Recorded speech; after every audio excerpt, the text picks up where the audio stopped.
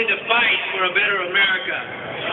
Not just overseas, but here, right in Los Angeles, where we believe that the haves have taken away the quality of life for the rest of us.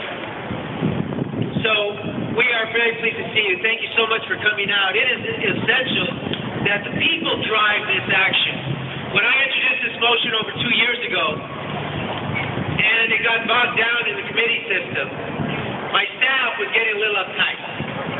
They said, it's not moving, Councilman, and I said, be patient. If this is going to move, it's going to move because the people move it, not because a council member moves it. Occupy LA is right. When Occupy LA expressed their frustration, largely about the banking institutions and financial institutions and the compression on those who have not, that is caused by the greed of corporate America and financing institutions that are not paying their fair share. That is what drove this matter to the front lines again. And that's the way it should be. A movement should not be about one person introducing a motion that is supported by a bunch of colleagues who say, let's get this thing done, it looks good, fine, nobody knows about it. I'm glad that you're here to tell people about the Banking Responsibility Ordinance, to tell them that you can do something about banking irresponsibility, that you can take action to protect your interests, you can take action to reduce foreclosures, you can take action to hold the banks accountable for the trouble that they've caused. Why should the city of Los Angeles have the responsibility to spend $6 billion a year in your taxpayer dollars? $30 billion when you look at the pension systems included. That's a lot of buying power. And the banks need to know that if they are going to take our deposits, if they are going to do our bank investment, if they are going to do our swap lending, then they must participate the way we think they should. And that means they must be good players in our community. Where are the small business loans that should be coming to our community?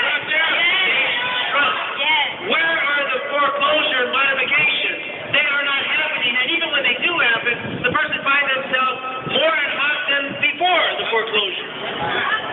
Where are those changes coming? Where was that trickle-down effect that Bush talked about when he bailed them out with $1 trillion, and none of that came down to our community? If you can't expect the president to hold the banks accountable, then the people got to do it.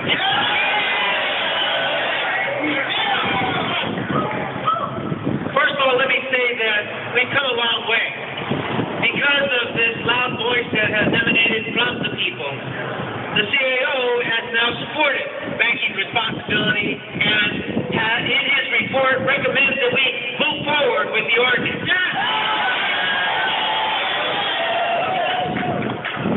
We'd like to see it included in all financial transactions, but we're going to continue to move forward with the committee process. Today in the Budget and Finance Committee, you have the opportunity to weigh in and tell that committee what you think of this ordinance. I remember when the earthquake hit, and I've used this story many times, but it's absolutely true. I was a city councilman, so you think, oh, you can take care of business. I went down the street on San Fernando Road and went into a liquor store to buy a gallon of water because we had none. They charged me $20 in the aftermath of an earthquake, just hours after the earthquake. $20. Guess what? I've never gone back to that store, and I never will. So why is the city of Los Angeles doing business with banks and other financial institutions that do not reinvest in our community? That's how we need to hold it to a higher standard. They can do better. They can provide loans that make sense. They can stimulate jobs by lending to small businesses. They can place banks in locations where we don't even have branches. They have payday lenders and check cashing institutions that are charging people who make $10,000 a year $700 on financial transactions that I pay nothing for.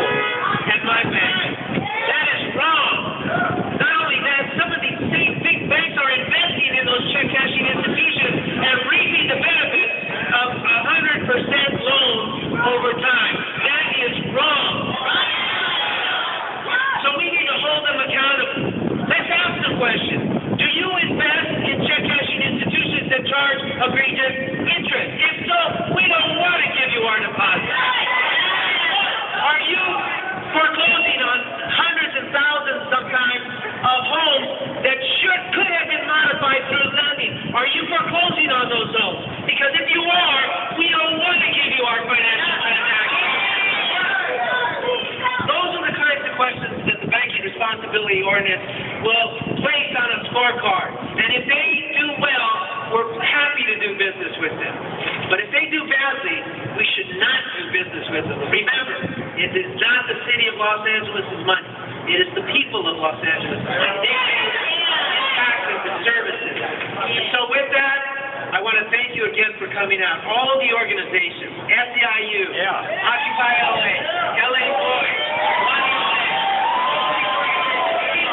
all the organizations that I have found over the years have always been there with the same message.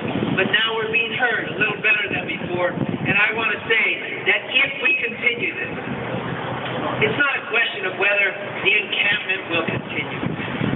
The question is whether the movement will continue. And I believe that through actions like this, we can make that more than just a symbolic gesture, but an actual change in America. A change that recognizes that what made America strong was not the billionaires, but it was the strong and deep middle class that made America great. It was not the billionaires that drew people here. It was having the opportunity to get a good education that drew us here. We need to get back to those days.